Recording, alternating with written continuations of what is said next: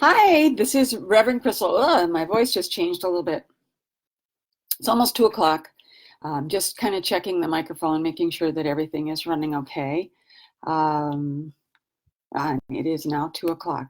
So today is Wedding Tip Wednesday. This is number 2 in the challenge, the 5-week challenge on the finding out what the PPS factor for building efficient success is. And today we're going to build off of last week's challenge, which was who's out there. And this week is about letting your fingers do the walking. So if you read any of the announcements about this, you know that it's a takeoff from the yellow pages. But I just want to admit here, there has been so much stuff going on that I'm going to have to be reading a lot of what I prepared today because I just haven't had the time to go over it like I like to. So please forgive me. But last week was really about the research that you needed to do in order to put a network into place and to really figure out what's out there rather than letting things go on in your mind. And I have posted a link.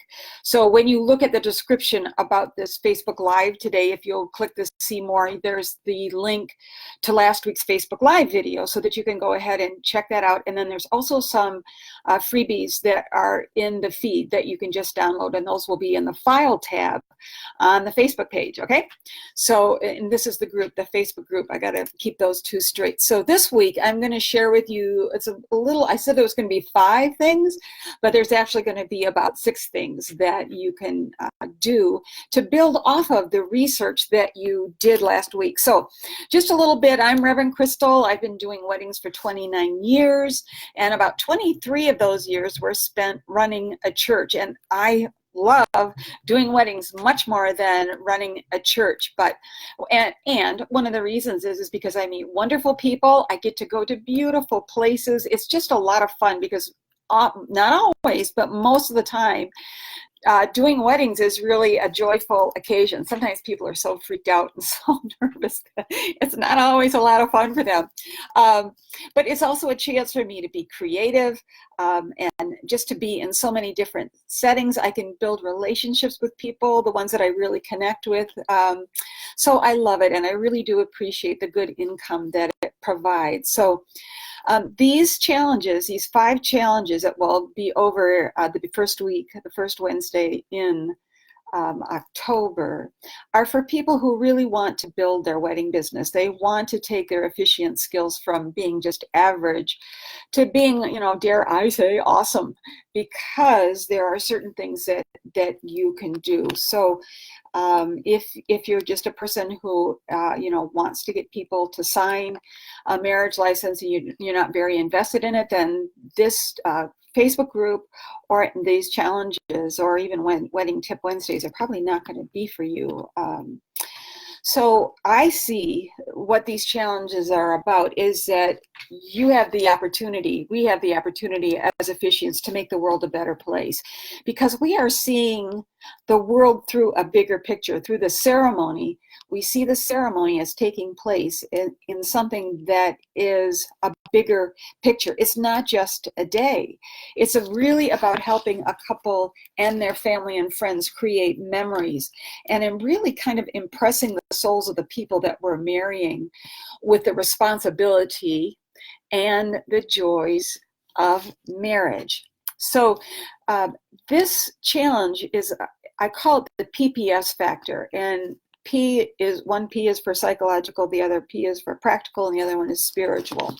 And I really just talked about the spirit or the psychological factor about today's challenge, because you want to start the steps that you're taking with this mindset that you have, that what you're doing as an officiant is important. It's worthwhile, that there is a bigger scheme of things, and that's where it really intersects with kind of the spiritual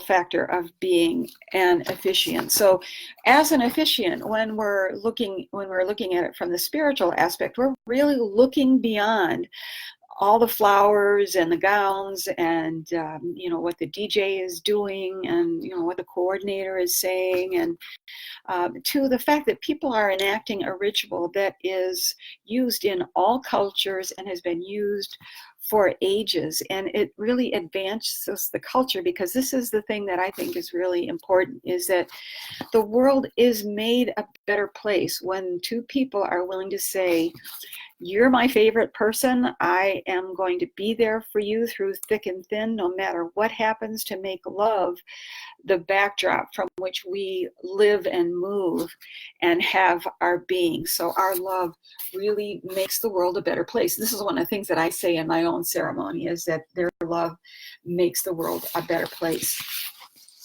So that's the intersection of the psychological and the spiritual. It's your mindset, and that we are tapping into the energy of a ritual that's been going on for so long, and that the world is made a better place by this couple. So, when you're doing a wedding ceremony, for those of you who are experienced,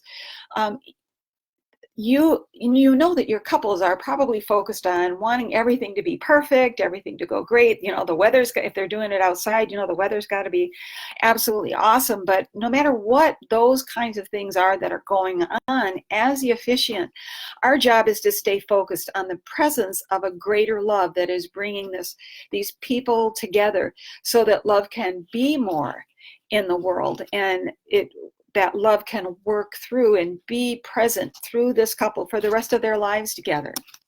So when you see the spiritual side of what you're doing as an officiant, it also plugs you into a bigger reality that helps you to find the right words. It helps you to attract the right people to you. And so that is the spiritual and the psychological side of being an officiant. So the last point, so it helps you to be in the right place at the right time, which takes us into the practical aspect of the PPS factor.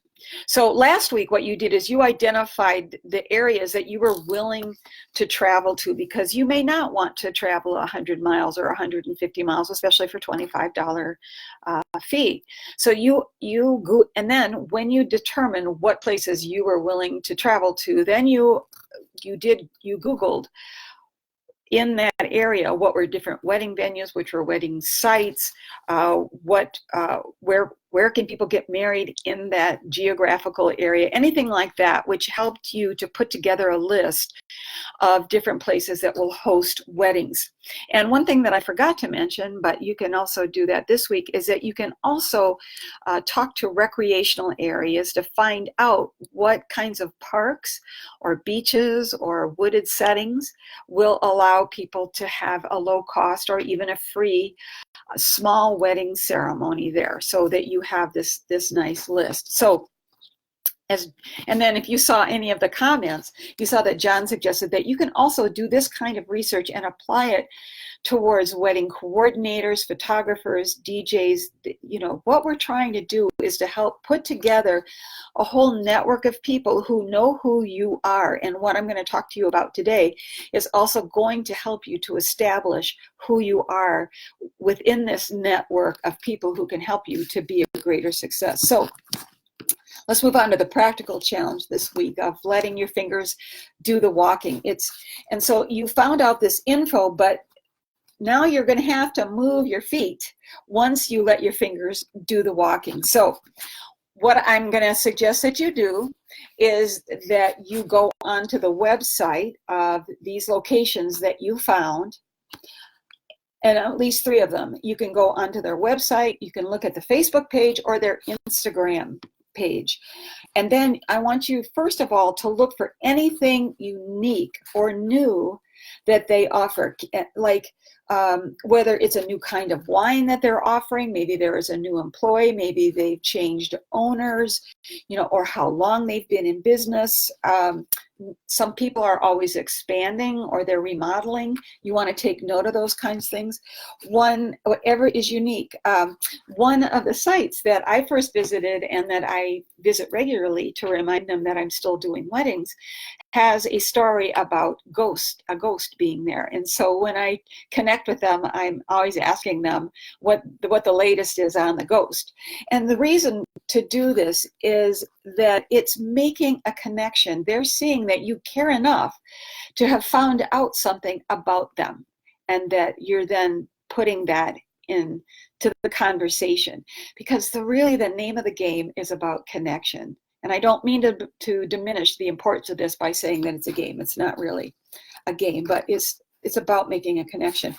And then your task is to call at least 3 of these sites this week.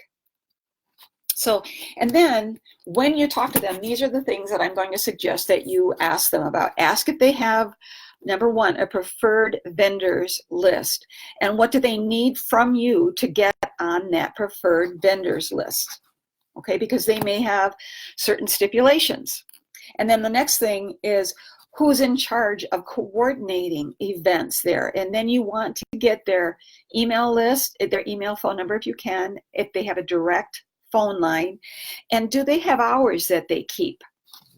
Then the next thing to ask them is, do you need an appointment in order to come and introduce yourself to the people in charge there, or the person in charge, or can you just drop by? Now, I'm going to suggest that if they say to you, well, why don't you just email us your information? Say, I can do that also, but I would really like to come by and see your place and see what's new and just get familiar with that. And I won't take a lot of your time. In fact, if you want to just kind of point me in the right direction of where the wedding site is, I won't take up very much of your time, but I do just want to say hello, and then I'll go and show myself around. And 9 times out of 10, they're still going to want to show you around, but it's showing consideration for who they are.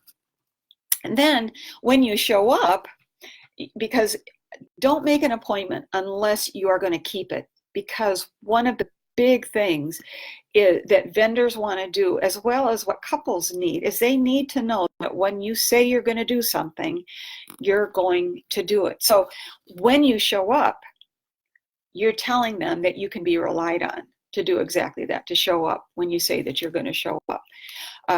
One of the things that has been happening a lot this past couple of weeks is I've been getting a lot of calls, period, but got a lot of calls from people whose officiant backed out. And then there was, I think I put a little Facebook Live about this, or a little post about it, but the wedding vendor said that the couple had hired a friend, or had asked a friend to officiate for them, and the friend didn't know what they were doing at all, and they could, and so then the venue actually had to step in and really run things and tell this person what to do and how to do it. And so it's just a strain on them. So the more that they know that they can rely on you, and that you know that you're doing what you're doing, really plays in your favor. It's one of the ways that I have gotten to the top of a lot of the lists of the venues that are in my area, and that has helped me tremendously to build a successful officiant business in my area. So those are the challenges. Those are the to-do. So I encourage you, I don't have a freebie for you this week that lists all of those questions that you need to ask when you go to the venues. But you can just listen. Hopefully you will listen to this video again and get what those questions are. And then maybe you've got some questions. If you've got some things that you think should be added, please feel free to post that in the feed, so that we can all learn from the different things that you do. So next week on the 18th, we're going to talk about preparing what you need to make your visit. So again, you're just going to be setting up appointments. So don't set the appointments necessarily for this next week, but set appointments, or at least find out what you need to do. Can you drop by, or how much of advance notice do people want before you show up? So and also, like, what are the preferred hours of showing up with them? Because you don't want to show up like at 5 o'clock on a Wednesday, or a Friday. Okay. So next week, again, we're going to look at what you're going to need to make your visit, and it's called Who and Why You Okay, now if you are interested in having a lot of resources and techniques that will help you to take your officiant skills from average to awesome, I really encourage you to check out my 8-week online course, the Ready, Willing, and Able Officiant Prep Course, because it has got so many things in it that will really help you to advance what you're trying to build in your life, from checklists and cheat sheets to PDFs and videos and audios, and preparing your own mindset for creating and interviewing couples and delivering your ceremony, all kinds of things. And there's business building techniques in this program as well. And it's only $99. So if you're looking at any of the officiant training programs that are popping up a little bit more than they used to be, this is extremely affordable. Most of them are, I think the least expensive one I found was $247, and they run all the way up to $1,000. So this is an extremely good deal. And so I encourage you, to check it out. And if you've got any questions, let me know. So there it is, Wedding Tip Wednesday for September 11th. We remember all the people who are now on another journey, who did give up their lives all those years ago. And 2000, wasn't it 2001 that happened? Anyway, thank you for joining me, and I look forward to getting to know you. And remember that love is why we get to do what we do. So much love to you from me, and I'll hopefully see you soon active in the group. All right, bye for now.